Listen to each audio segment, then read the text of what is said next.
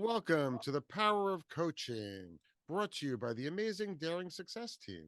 You can find us at daringsuccessteam.com or search for us on Facebook, or better yet, find us on LinkedIn and join our page in our group. My name is Hardy Brooklyn, and I am a life coach based in Brooklyn, New York, that works with individuals to help them overcome their life's inadequacies when they are not fulfilling it by living their true, authentic self in a truly inauthentic world. Anna? Hello, my name is Anna. I am from Milan, Italy.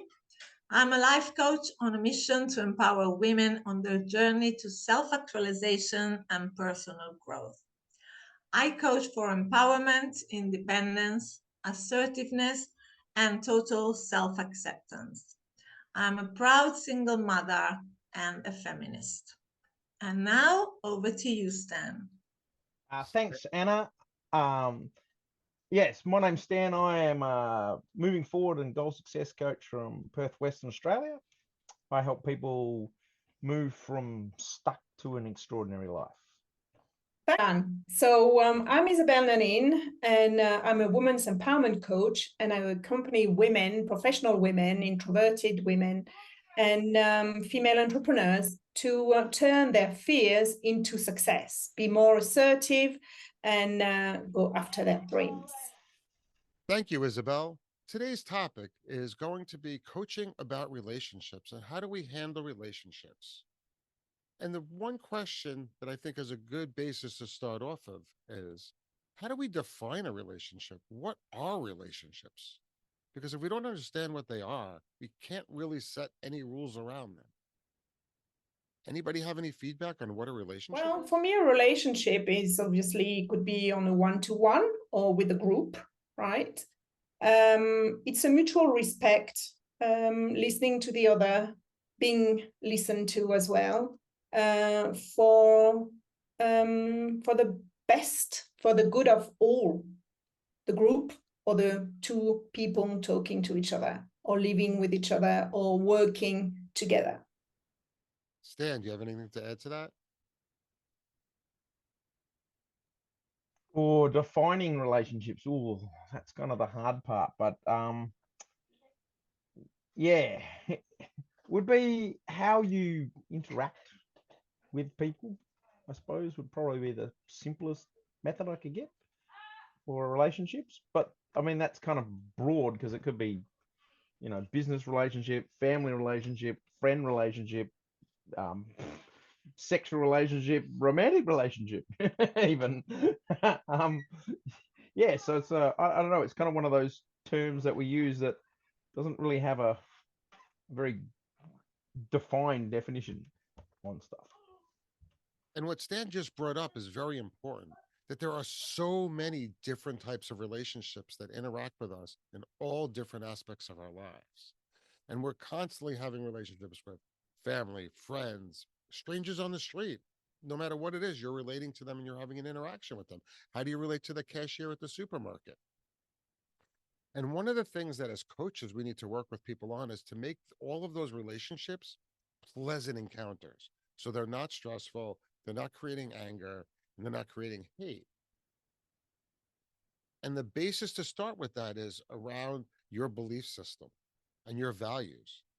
So, as coaches, what are some questions that we can ask our clients to get them to the point of understanding what their belief systems are, what their value systems are, and then how are they going to successfully relate that to people that are contradictory, argumentative, have a very different core value system, except because you're sitting next to them at work, you have to work with them, or they're the cashier at the supermarket. Well, I think we can ask them, how do they handle relationship with people who have different beliefs, from different cultures or different values?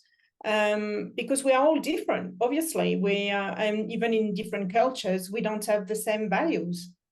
So assessing what is important to them, what values they value, and see how they can meet the other person halfway. Do we need to meet the other person halfway, or is it okay to just accept who they are and learn what to say and what not to say around them, Stan?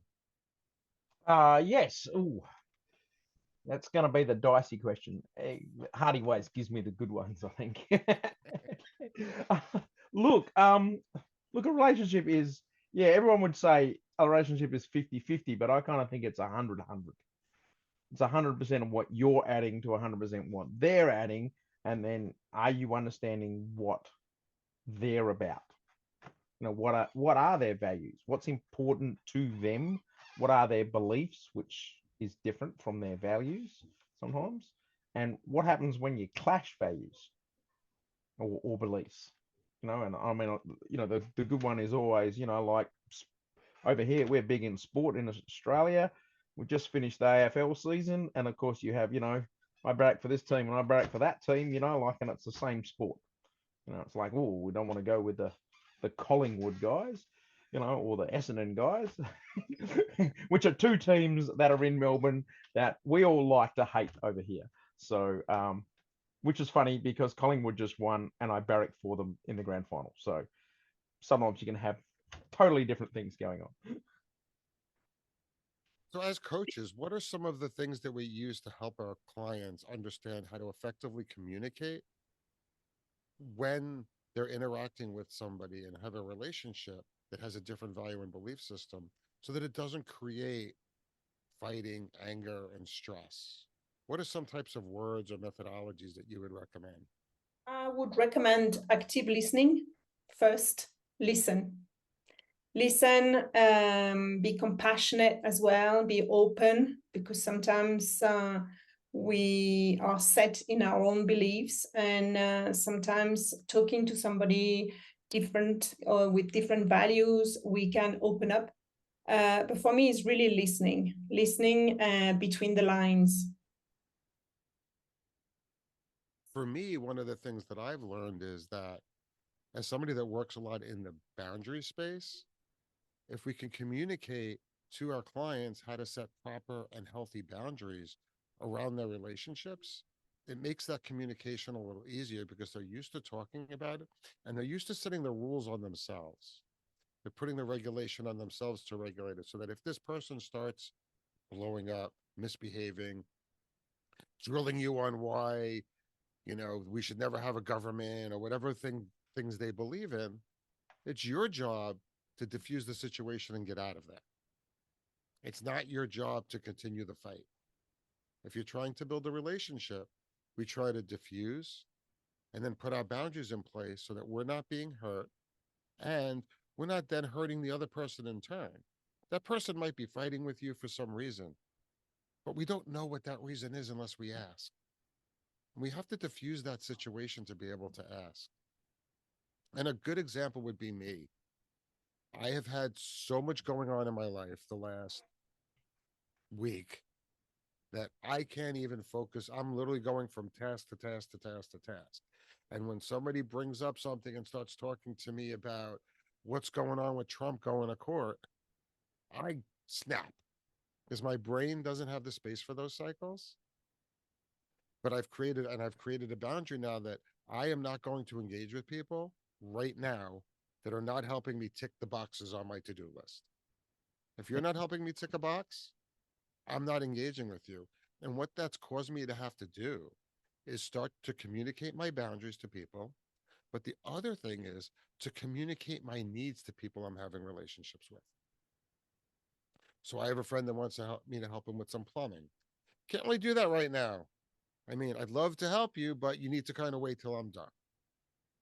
I have a friend last night that asked me to go out. I was like, well, that's not really going to help me check off a tech box right now because I'm underwater. And the way that I communicated those things was in a way that made them feel like they still wanted me, but they were okay with me not being there. And I see so much of myself in the past being like, I fucking can't talk to you right now. I got too much going on. Look. And now instead it's, hey, I got overwhelmed the last couple of weeks. If you're not really helping me check off my text boxes to do check boxes, I kind of need to put a pause in that. And we need to recircle and we meet up maybe in a week or two when I am not frazzled, when I can focus on you, when I'm not going to bring all that anger together. So how do you work with your clients to establish those things, Stan or Isabel? Or Stan? Because Isabel might have lost power. Yeah, she may have done. Yeah, look, and relationships are kind of that tricky thing. I think coaches need to understand we're not solving a relationship drama or challenge in one hit. I mean, I wish we could sometimes. It would be much easier. Yeah, I kind of have like 8 things that I work on with people with relationships. And that's starting relationships, dating, relationship maintenance or connection, just in general, repairing relationships, which is sometimes where the conflict, he might have had conflict, now you've got to repair it. Enhancing or in lightening relationships is a different one. Ending relationships is a big one for some people. Obviously sexual relationships, and the last one is self. How do we deal with ourself, the relationship with ourself, which is a kind of good one. And this is a good tip for coaches. I've done a lot with friends on dating relationships. Now I can tell coaches this. I've only dated one person and I married her, and we are now almost at 25 years of marriage. And I still have friends that I coach in the dating area. That's not really my niche, but they come and ask for advice and do stuff. So just because you're a coach doesn't mean to say you can't coach in an area that you're not familiar with. Coaching's about asking questions and, keeping the relationship going. Makes it nice and easy for them. So what's one question, Stan, that you would that people can have or 2 questions that people can take away from this podcast to help them with their own relationship? My first one would be, what is one of their 5 love languages? That's usually a good telling. And people go, oh, but I'm having a relationship with my, like my workmates. It's not a romantic relationship, but I'm like, but what are their love languages? Are they touch? Are they words of affirmation? Are they acts of service? Are they quality time? Are they touch? And should you just give them a high five or a hug on the way through because their love language is touch? You don't need anything else. You could tell them that they've done a good job. If you find out what their love languages are and find out what your love languages are, then because that's important, because we often deal in relationships in how we like to receive love. That's not necessarily how they like it. So one of mine is gifts. I like to give gifts. I like to find the right gift. I like to do stuff. But you get somebody who's not into gifts and they prefer to have acts of service or words of affirmation. I've just used the wrong process with it. I see that. And what Stan just said is it's very important that love languages don't only translate to love and sexual relationships or intimate relationships. Your love language is relevant on every single relationship you have out there. Because when I walk up to my friends, I'm very big into touching and hugging. And even my friends and my acquaintances, they still come up and give me a hug because that's my love language. That's what I'm expecting from them. Then I have some people that I am friends with that hate being touched. They freak the hell out. And when I go up and give them a hug, sometimes it's, but I've learned over time that creates friction. Walking up and giving them a hug, even if they're the 5th person I'm hugging visually in front of everyone, it still deflates the person. So when we learn somebody else's love language, we have to, support them. Anything that you'd like to add on that topic, Isabel? Yeah, because when you were talking, Stan, about gifts, for me, it doesn't work. For me, it's action. If you say you're going to do something, do it. Gifts, for me, doesn't really do anything. The space, as you were saying, Hardy, it depends on the culture as well. That's what I was mentioning, because here in Ecuador, everybody will give you a hug. They are very touchy. You do that in France and it's just like, oh, don't come to me. Right. So when I was talking about meeting people midway, that's what I mean. It's just like listening to what they like, what they don't like, and accepting as well that we are all different. What I do with my client is that I ask them, what is the ideal relationship they would like, right? So at least they've got an idea of what they are working towards or working to.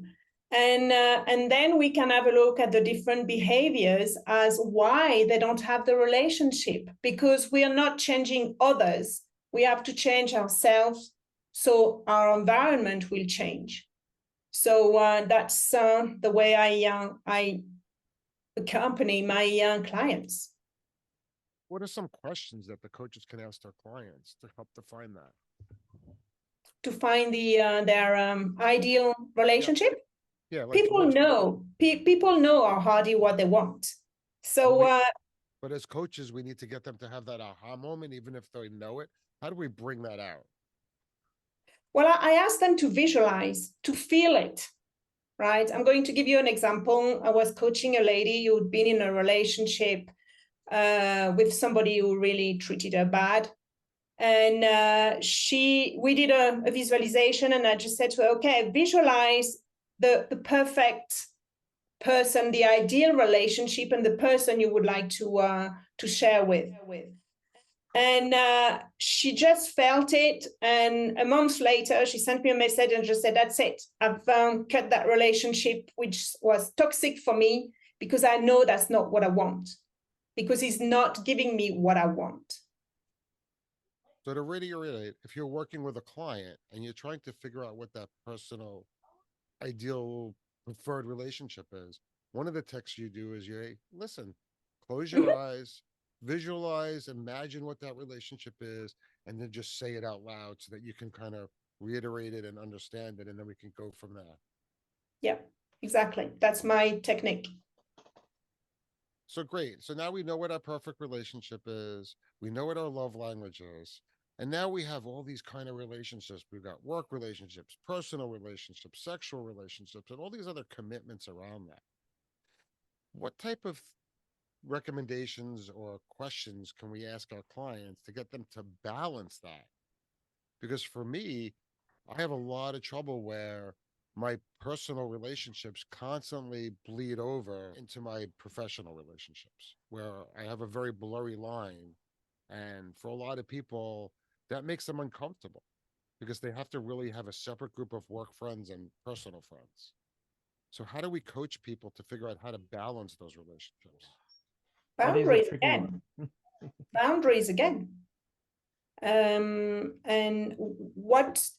just say, ask yourself what you want. What do you want out of this relationship? What really helps you to be with that person, for example, and just say, okay, is that person more for work, and if the other person wants a work relationship, just accept that it's only work. That's why I'm saying that a relationship is not just 1% what you want, is you have to adapt, because we are like wolves, right? We live as packs. We can't live on our own. And sometimes we need to adjust without betraying ourselves, right? Our values. And that's important. Whenever we adjust our values or we adjust our boundaries or we adjust anything, we need to make sure that when we're doing those things, we're not hurting ourselves and we're not betraying our belief system. Because if we betray our belief system, we're not really going to be able to carry those items forward in a positive manner. And one of the strategies that I use to help with that work play world, because I'm very bad at those, like most of my work friends end up becoming play friends. What I sit down and I decide is when I meet someone, if their core value system matches mine, there is a chance they're going to come into the personal system. But if I'm working with you and we have the best time at work and you're constantly asking me to go out for drinks or go to a movie or go to a concert or whatever it might be, if your value system and your beliefs don't match mine, I'm Mhm. not going to bring you out because then I have to have my guard up. I have to, I have to change my behavior and I'm betraying myself Mhm. and I'm violating my own boundaries because when I go out socially, I never ever want to care, have to worry about any way that I act, do, who I say, nothing. I don't want to worry about anything. That's my personal time. It's me. If you don't like it, you get to go somewhere else. I'm going to behave the same way. Because that's because you're authentic, Artie. You like to live authentic lives. Correct. But when I bounce into the business world, there are certain times where you cannot be authentic Mhm. because it will basically betray yourself. So I am very active in an organization called Toastmasters. Toastmasters is a fairly conservative organization. I cannot be my authentic self when I walk into a chapter that's a bunch of attorneys. I can't be myself when I walk into a chapter that's a bunch of super tight ass wad finance guys. And a good example is I have a boundary speech today at one of those places. Right after that, I'm shooting the Elf of New York's TV series, which I'm supposed to be dressed incredibly colorful and flamboyant. That colorful and flamboyant outfit will be partially on me, but the items that push the relationship between me and the financial institution will not be on me. They will be covered up. So my Mhm. fancy, really cool crochet pants that everybody loves and everybody wants to see, they're going to be in my bag. And I'm going to have nice jeans on. And they'll come out of my bag right after the meeting. I'll go in the bathroom. Even though it's in the same building, I'll change. But the people whose boundaries I'm pushing by wearing those pants won't see me in the pants. So they'll continue a level of respect for me, which will be lost instantly, which I've done it with them in the past, if I showed up like that and then have to rebuild it up. Mhm. So one of the things I'm going to try to leave people on is think about whether your action is going to improve the relationship or hurt the relationship and how important that action is to you before you take that action.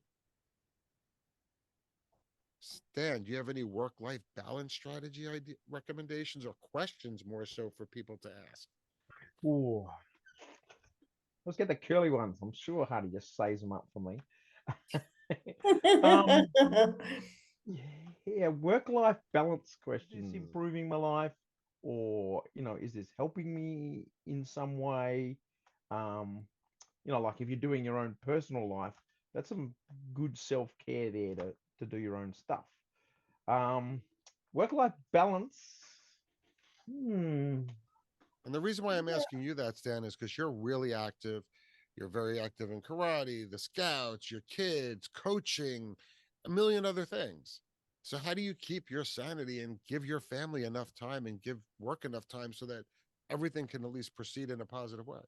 I'm a little bit like you sometimes. We get I just come out of October where I've done like a gazillion things all at the same time. Yeah, I kind of like to focus on when I'm there.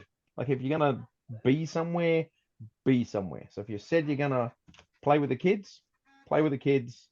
Don't do any work stuff. You said you're gonna work, then do the work stuff. And you got to kind of, as you say, draw a boundary. And sometimes I put a timer on and say, okay, I'm going to work for 20 minutes, then I'm going to play with the kids. Mhm. This was kind of the time into the time management stuff is usually where I find work-life balance works the best. And we did time management last week.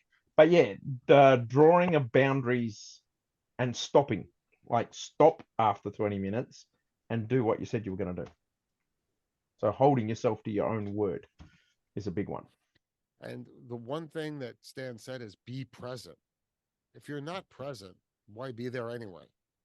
Isabel, what are your tips about strategies, healthy work life balance, healthy life from a different cultural experience? I'm in South America where everything is just like live the present anyway. It's a way they've got a saying you have to be in the present now because you don't know what's going to happen tomorrow. And it's true. We don't know. So for me, it's just like focusing on working, and balancing as well. Just like when I get overwhelmed or when I get tired, I just go for a walk, and that helps me, or meet friends. So you need to have a work-life balance for even a relationship as well, having your own hobbies.